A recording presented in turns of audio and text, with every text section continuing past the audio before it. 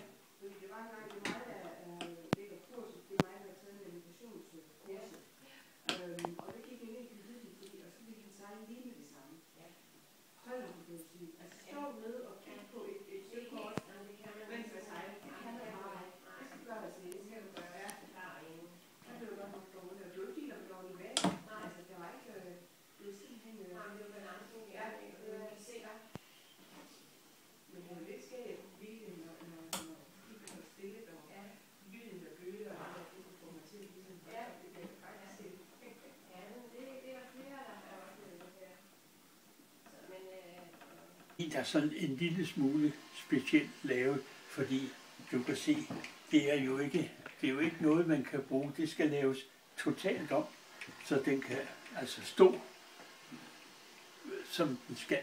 Ja. Og så vil jeg jo også foreslå, at den kommer ind i et glas.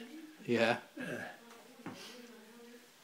Fordi altså, det er dejligt at have sådan en model. Ja.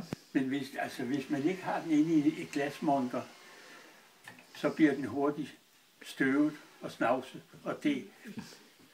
Så det er altså, der kommer mange ting med. Men jeg kan ikke lide sådan en form for model som den der. Aha. Fordi det kan stå sådan og vippe hele tiden. Ja. Ja.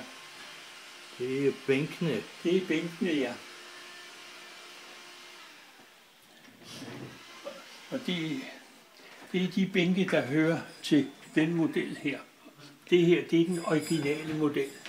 Eller ikke model, men det er altså billedet af selve det skib, der bliver lavet her.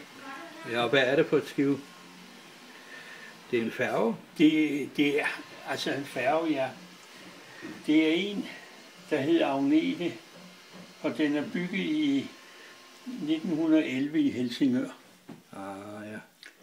Så det er jo, altså selve skibet, det er jo et gammelt skib. Ja.